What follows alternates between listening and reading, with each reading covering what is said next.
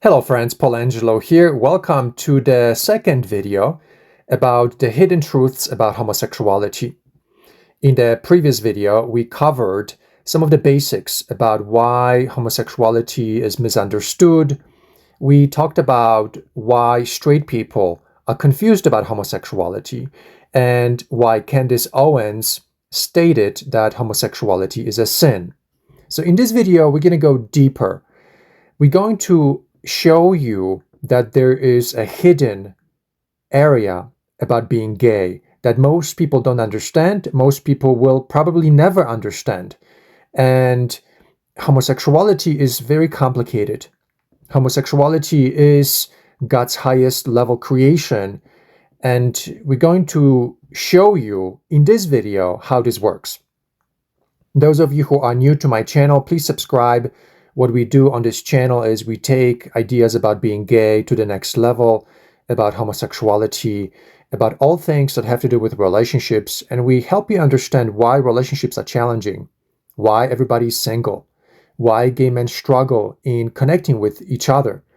And this video right here today is going to really blow you away in the understanding about what's happening to all of us.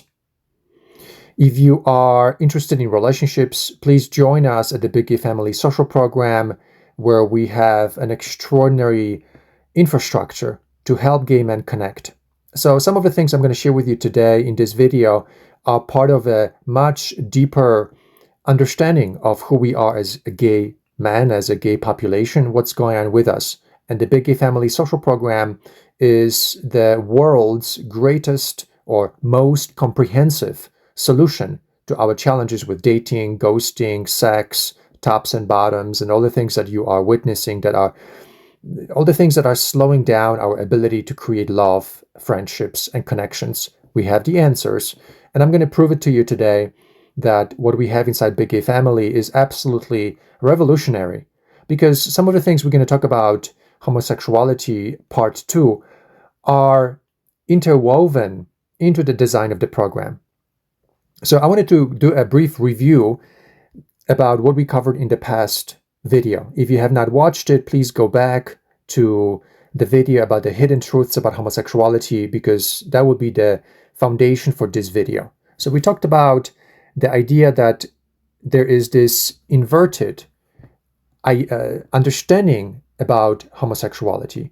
And this inverted understanding is what causes straight people to dislike us and what causes us to be confused about what homosexuality is all about.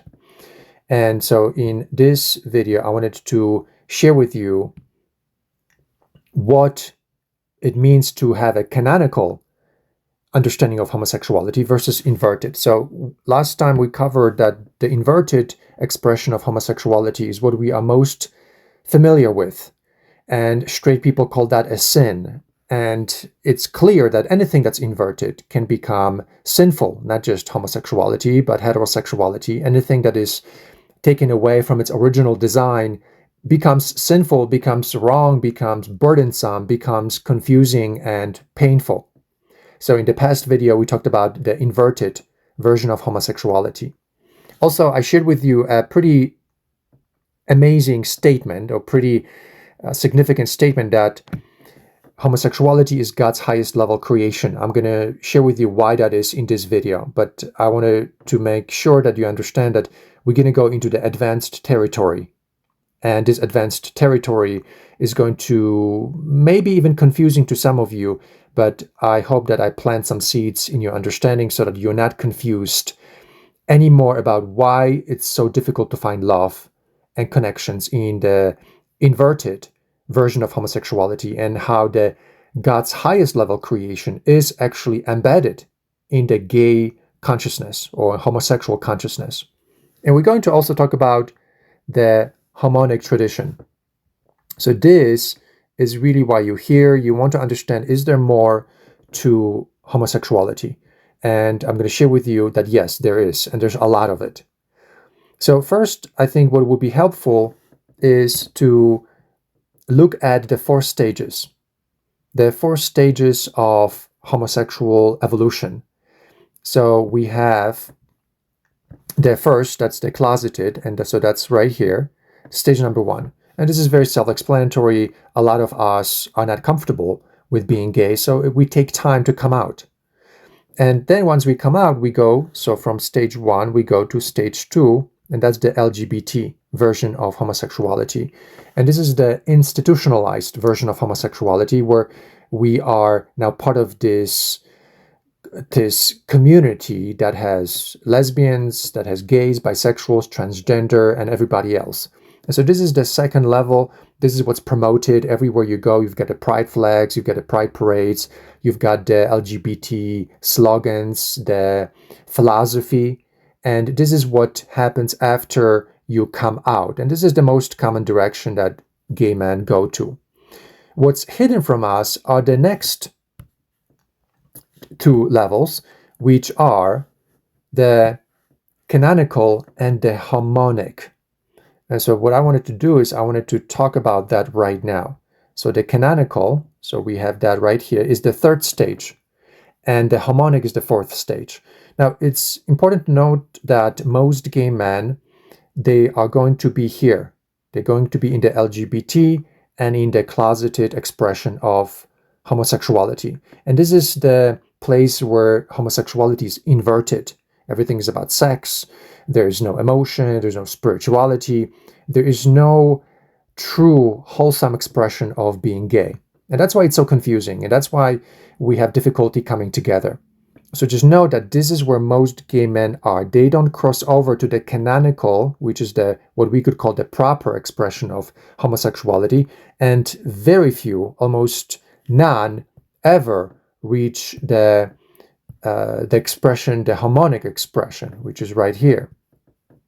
So this is the harmonic expression of homosexuality. In a moment, I'm going to share with you what that means. And very few of us, I'm willing to say almost none of us, have ever reached this harmonic expression of homosexuality, simply because our environment does not provide for that. We are surrounded by the LGBT. We are surrounded by the closeted expression of homosexuality. And in a moment, I'm going to share with you that love is impossible in those 2 stages of our evolution. That if you want love, you have to cross over to the canonical or the harmonic expression of homosexuality. Okay, so let's go to the next page. What is harmonic? What is harmonism? I coined this term. In a moment, I'm going to share with you what it is. Actually, let's go there now. So the harmonic is the non-insertive consciousness, homo and then NIC. So you can see this right here. N, I, and C, harmonic, is the non-insertive consciousness. And it's the final stage, the highest level expression of human life. In a moment, I'm going to share with you the ontological understanding of this. This is why I say that we are God's highest level creation, because heterosexuality has insertion built into it. Homosexuality does not have insertion built into it. We are forcing it.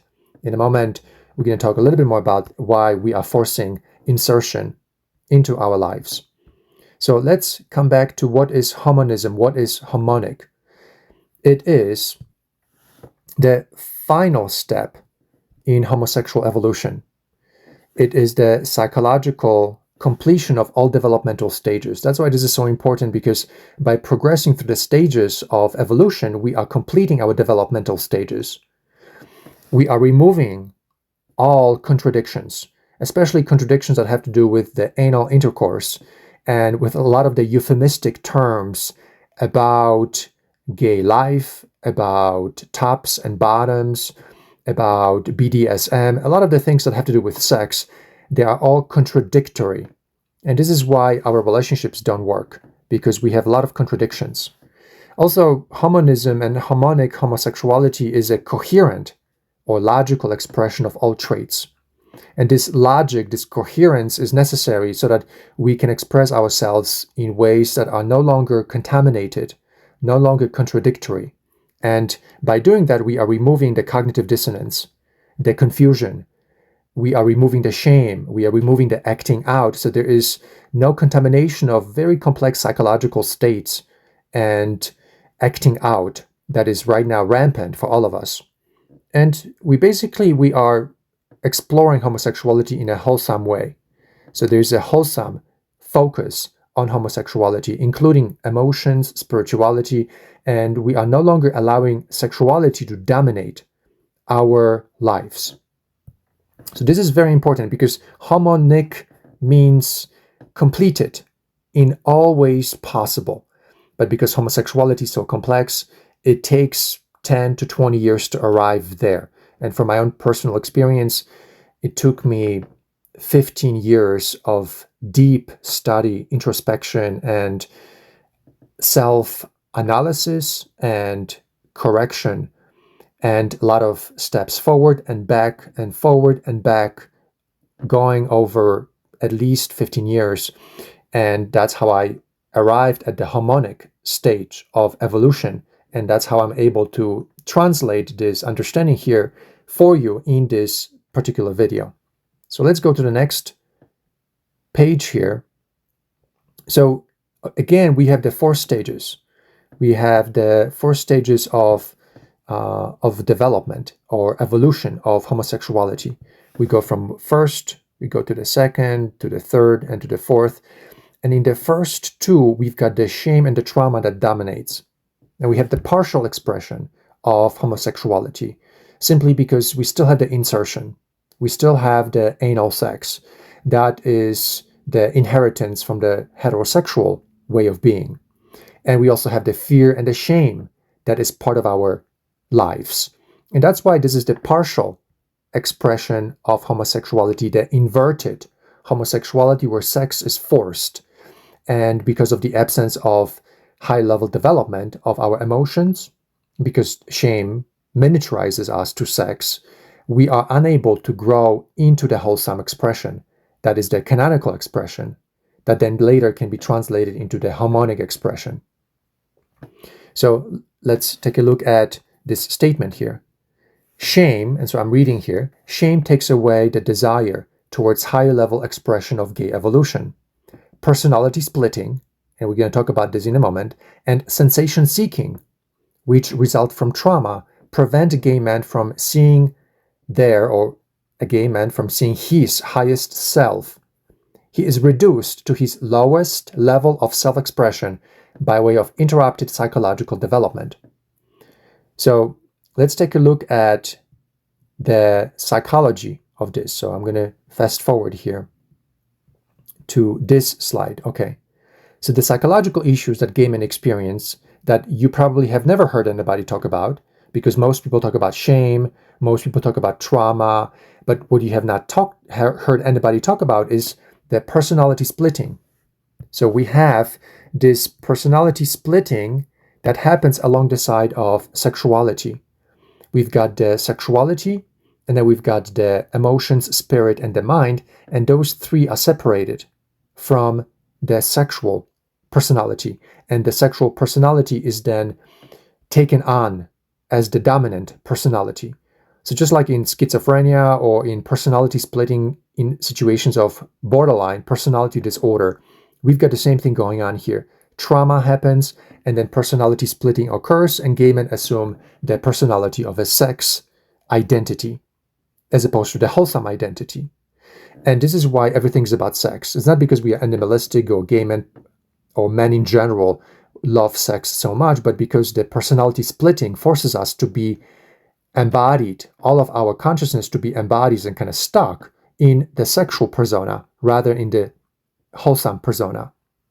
And then the trauma out of that and the shame out of that, because this is the miniaturized version of our lives, leads to sensation seeking. So there's a lot of abuse, and this abuse and this miniaturization causes sensation seeking, which is the compensatory force. Just like in any situation of trauma, eventually the gay being seeks to act it out and searches for more sex to heal itself. And sensation seeking is part of that. Sensation seeking connects to trauma. If you ever study trauma, when we are traumatized and when we want to heal ourselves, we act out of the trauma through sensation seeking, seeking volatile sexual experiences. And then we've got polarity consciousness. That's also something that very few people understand. This happens because of the trauma and the shame. What that does is it creates idealization and devaluation. And this is why friendships are impossible. And this is why gay men who are sexual specimens that offer large penises or volatile sex, or they're often the tops, they're idealized, and everybody else is devalued. So these are the three major psychological issues that very few people understand, ever talk about, that cause gay men to be focused on sex exclusively. We've got the personality splitting, sensation seeking, and the idealization of tops and the devaluation of bottoms based on polarity consciousness. All of this is part of this triangle that starts with shame. Shame creates trauma because shame miniaturizes everything. And when you miniaturize yourself, you're not acting out of empowerment. And so everything that you do leads to trauma. And then to deal with the trauma, arousal is heightened. And this is why, again, sex becomes the default mechanism to try to deal with the pain and with the confusion, with the miniaturization of everything. And so arousal is heightened. It goes up, and we believe that sex is going to solve all problems. But no, this is simply the result of heavy, heavy dosage of trauma and shame across many, many, many years. Our arousal is affected, it's corrupted, and it's hyperactive. Okay, so now let's go back. Let's take our understanding of the non-insertive consciousness. So non-insertive consciousness, what's the big deal about this? This is why I say that human beings that are gay are the God's highest level expression of human life. Because in order to reach that level, the human being has to be evolved beyond the insertion, beyond the need to insert ourselves into each other as a mechanism to prove ourselves that we love each other. In a moment, this will become self-evident. Stay with me here. I know this may be confusing for you, but stay with me. So homonic means no insertion, no anal sex, and no more heteronormative norms. So I'm sure that you've heard about the heteronormative norms. Sometimes gay men want to adopt kids because they want to be like straight people. They want to pretend they have vaginas. They want to kind of be like straight people. And this is part of shame. This is part of the difficulty of coming out or incompleted coming out. They cannot accept the fact that they're not made for insertion. They're not made for anal sex. They're not made for heterosexual lifestyle. They're gay, right? So there's a difference. If you're gay, you're not straight. But to many gay men, this is difficult to process. This has to do with their environment. They try to fit in. They have difficulty accepting the fact that they're actually gay all the way and what that means.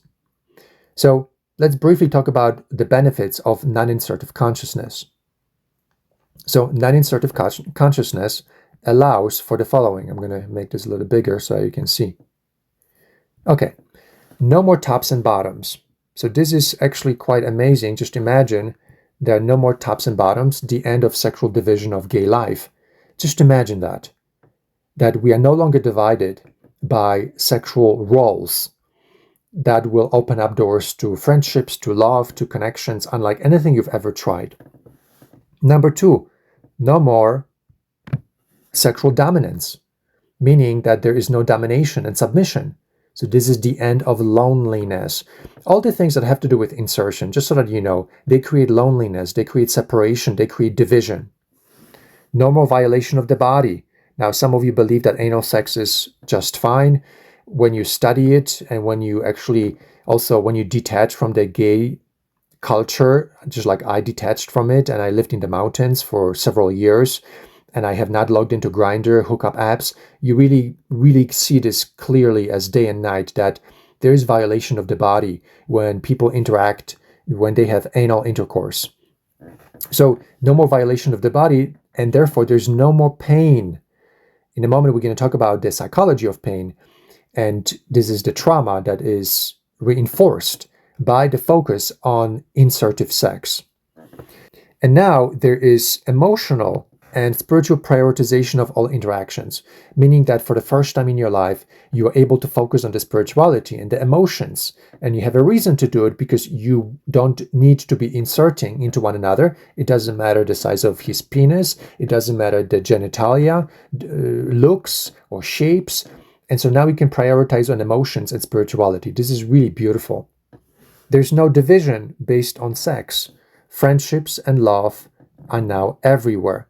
Now, people say, oh no, but I need sex. Well, if you need sex, it's probably because of the psychological issues we talked about a moment ago, which is the personality split, the polarity consciousness, and also the forces that are the outcomes of trauma. All of these three issues create this assumption that sex is what we all live for. But no, that's the trauma that's inside you that causes you to look for sex and to devalue everything else, emotions, spirituality, and the mind. So going back to the benefits of non-insertive consciousness, we talk about all of these. And yes, no division based on sex, friendships and love everywhere. In number 6, we have the redefinition or redefining of sexual norms and functions in such a way so that we prioritize emotions and spirituality. We've got the end of violence and most forms of abuse. I believe that a lot of the violence and abuse originates in the intercourse, in our assumption that inserting ourselves into each other's bodies is normal. And just imagine letting go of that.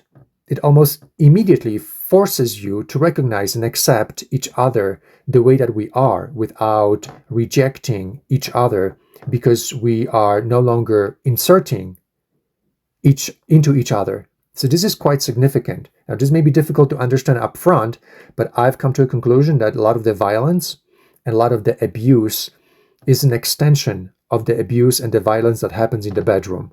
So once we stop that in the most private spaces of our lives, we are training ourselves to have respect, to have acceptance.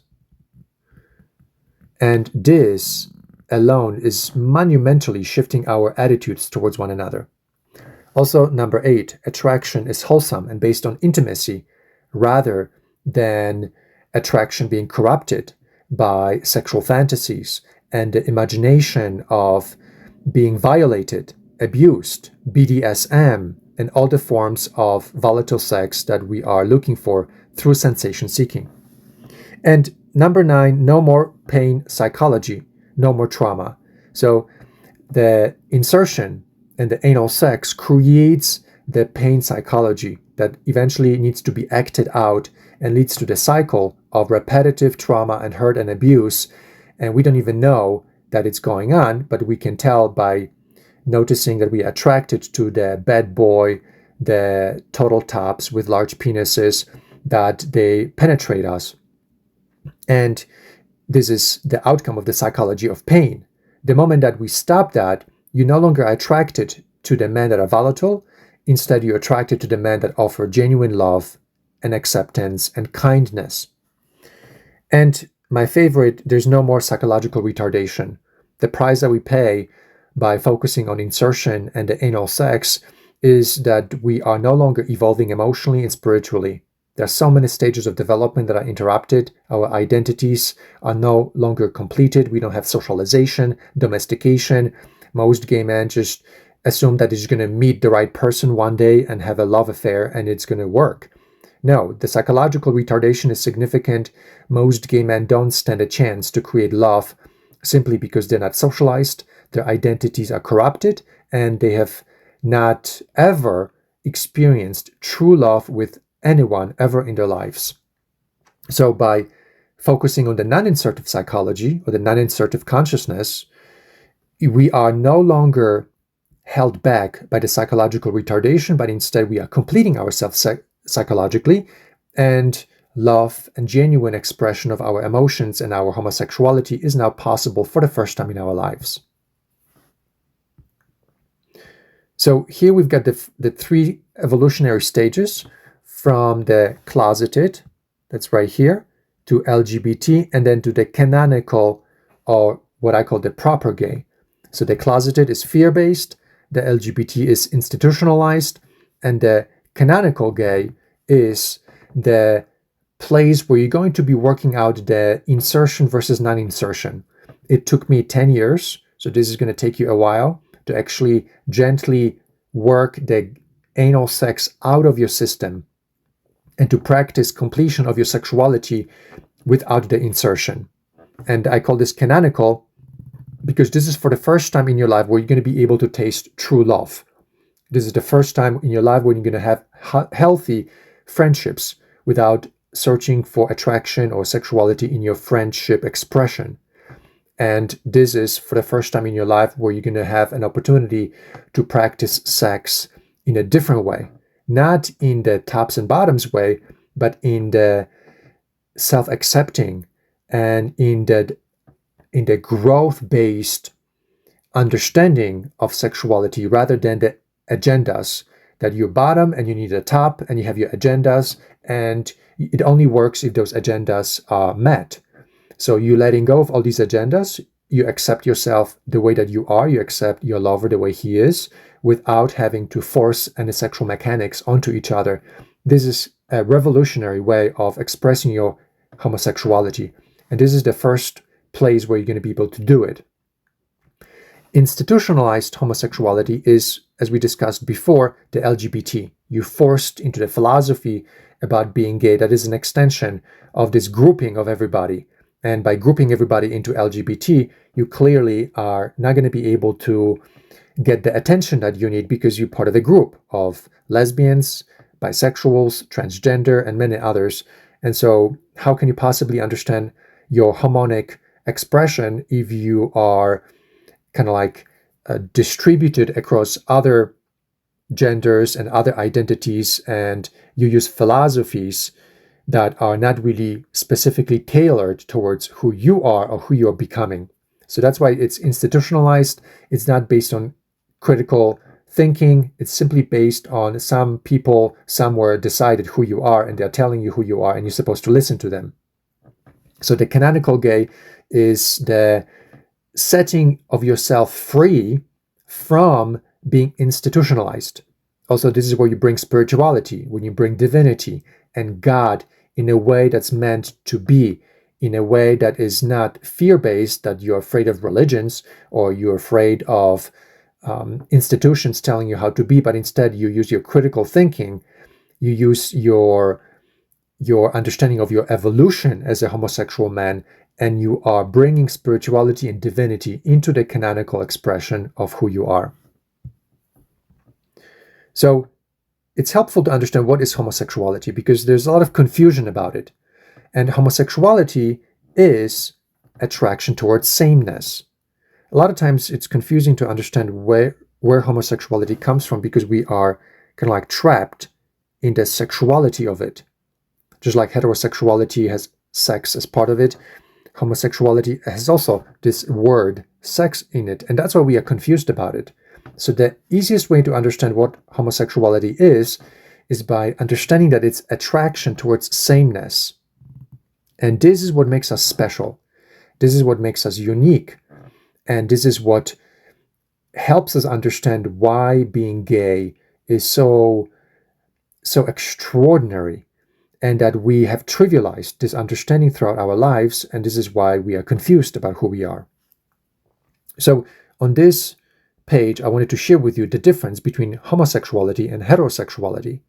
So with heterosexuality, we've got the attraction towards the opposite.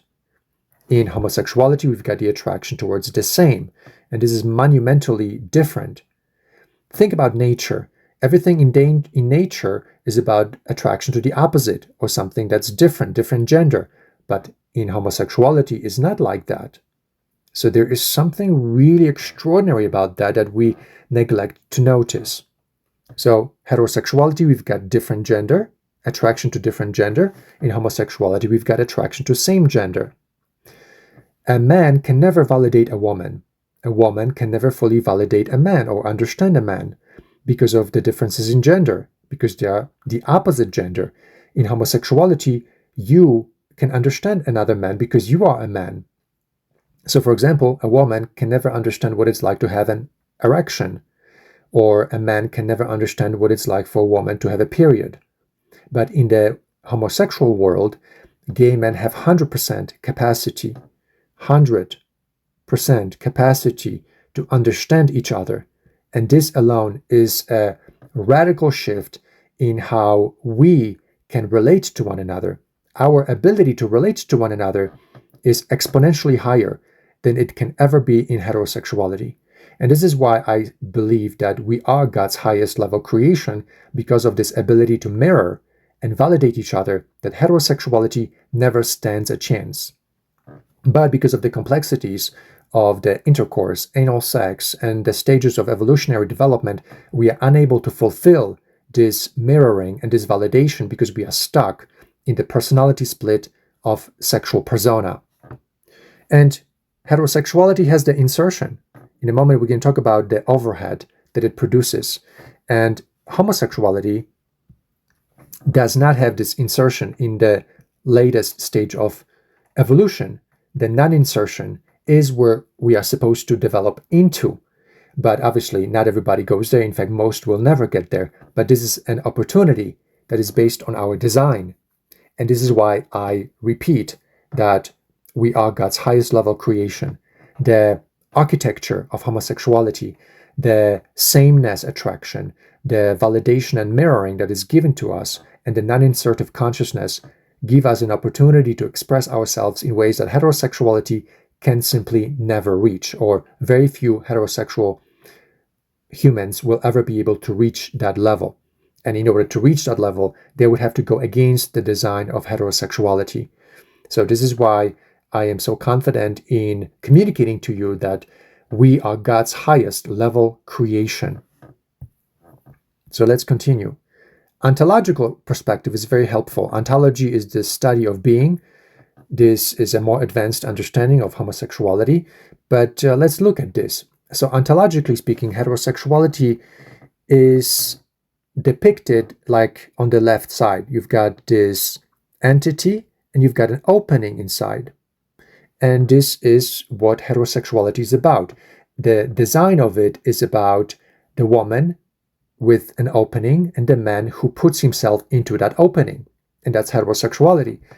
Homonism or homosexuality is a non-insertive ontological entity. There is no opening there. Men are not to be inserted into. Obviously, we invent it and it is difficult. We have penises and we want to put them into each other. But the ontological design of a male body is that it does not offer an opening. And this is why this is so unique. Now, obviously, we don't like it. Most gay men don't like it because they want to insert themselves into one another. They are conditioned to do it that way. And so, obviously, I totally understand it, that what I'm saying to you right now goes against everything you've heard, everything that you've been conditioned to believe. But when you look at yourselves ontologically, you see that there is no room for penetration of a male's body. If you're authentic, if you're logical, if you are using your critical mind faculties to understand anal sex, what it is, that it's really not made for us. And based on that, ontologically speaking, homosexuality does not offer the penetration. And what's special about it is that once you have penetration, which you have in heterosexuality, you also have to develop the defenses and the protections. So the woman has to defend herself in a way that allows the proper choice of who enters into her. Now, I hope that you know where I'm going with this. So when you have an opening and somebody has to insert himself into that opening, a woman naturally has defenses and protections. So there's a lot of built-in mechanisms for overhead in the way that men and women relate to one another. The man wants to insert himself into the woman, and the woman has to make it difficult, has to protect herself from the man, because the insertion produces a baby, and the insertion has to be protected against violators of that insertion. Do you understand? So this opening in a woman's body has to be protected, has to be defended. In the gay world, in the Homonic tradition, there is no penetration, therefore, there's no need for protection and for defenses. And this is, especially if you're a bottom man, you notice that part of you has to be protective. Typically this has to do with diseases, this has to do with HIV, and so far that's the limit of the defense mechanisms. But in general, if you have an opening in your body and somebody has to enter that opening, you have to be extra cautious. And in the ontology of the design of a gay man, we don't have to be cautious because we stop the penetration. There's no need for penetration. Therefore, you don't have to scrutinize everybody the same way. You don't need to be so defensive. You don't need to be so protective. And your unconscious mind doesn't have to be involved in all of those mechanisms every time you meet somebody. So the interactions can be more lighthearted. The interactions can be more flexible, can be more open, can be less about this neurotic disposition to everybody that you meet, because they're not going to be inserting into you anymore. And therefore, you can accept them just as they are. You don't need to ask all those questions that a woman has to ask of a man before he enters into her. So I want to point this out because this is often something that nobody talks about, that with the moment that you have an opening in your body and somebody is going to insert into that opening, that you're going to be defensive and protective of it. But not if you are in the Homonic tradition, the Homonic state of evolution of gay consciousness. So translating this even further, we've got a lot of overhead. So heterosexuality has a lot of psychological overhead, simply because of the opening in the woman's body. And that overhead is spent on penetration administration. So the penetration administration is all the thoughts, all the choices, all the time spent on the need to be attentive to who's going to insert into the woman's vagina or opening. Then in the gay world, the moment that we let go of the anal sex, which is not really anal sex, but we're going to talk about this in a moment, there is no need for that overhead, the psychological overhead. Time can be spent on higher level functions and higher level consciousness. This is also another reason why I believe that we are God's highest level creation, because we don't have to spend all this overhead, this administration of our openings of our body into which somebody else enters into. So I hope that you are now understanding why I say that we are God's highest level creation, because we are designed for higher level functioning. And that higher level functioning, however, requires that we evolve significantly from our current state of evolution. So anal sex is basically euphemism. There's no such thing as anal sex, and euphemism is a word that hides the true meaning of something else. So anal sex is basically anal stretching, because sex is human touch, right? Sex is human touch. And what is human touch? Human touch, for it to be human touch, it requires absence of alteration of human form. And so the reason why anal anything is not sex is because it requires stretching. And stretching is alteration of human form. Now, some people say that the mouth opens up naturally. The rectum has to be forced to open up. And obviously, I'm fast forwarding a lot of this knowledge here. I recorded many videos about why anal sex is abusive, that it really is not sex, but I'm trying to squeeze it all into this video, so I apologize if we are jumping around too fast. But there's a lot of justification, rationalization, and just simply misunderstanding of sexuality. If you have not studied sexuality, if you have not studied developmental sexuality and some logical attitudes and thoughts about sexuality, this may be a dimension that can be confusing for you. But I want to insert this into this video because we are all manipulated and brainwashed to believe that anal sex is sex. No, anal sex is not sex. It's simply stretching. And the moment that we let go of it is the moment that you can evolve into a pain-free experience of being a gay man. So I want to share with you the following statement, which can be radical, that love is impossible if the body is abused or altered. So love, if you want love in your life, you're never going to have it in the first 2 stages of evolution as a gay man, in the LGBT or closeted stages of evolution. Love is impossible because you are stuck with insertion. You're still inserting like straight people into each other. You still believe that the rectum is like a vagina. There's a lot of confusion, and the BDSM, the abuse is just rampant. Everybody wants to have a total top, and the total tops penetrate the bottoms without realizing that they're abusing them. And so love is impossible in those two stages. Love can only happen when you let go of the top and bottom personality split. And the moment that you enter into the canonical expression of the non-insertive or the non-insertive consciousness, that's when love is truly possible. Before that, you're just going to be abusing each other. You're going to be altering each other's bodies and saying to each other that that is the same thing that happens to straight people. But that is just conditioning. That is manipulation. That is also the pain psychology that is inside gay men, from sensation seeking, from polarity consciousness, and from the personality split that we talked about earlier. So where do tops and bottoms come from? They come from fragmented psychological development and from insecurities and personality splitting. All of this comes from the pain psychology. Once you introduce pain into your life, everything stops. There's a personality split, and everything that you are acting out is from the insecurities. Especially if you have a smaller penis or if your genitalia is not perfect, then you're going to be looking for the total tops because he has the perfect genitalia. He has the bigger penis. But none of that makes really difference in the big scheme of things. Love is not going to happen from that. Love happens from emotions. Love happens from spirituality. So this division into tops and bottoms is this personality split, this convenience of understanding, this simplicity, this shame and trauma that results in euphemistic understanding, miniaturized understanding of gay consciousness or homosexuality.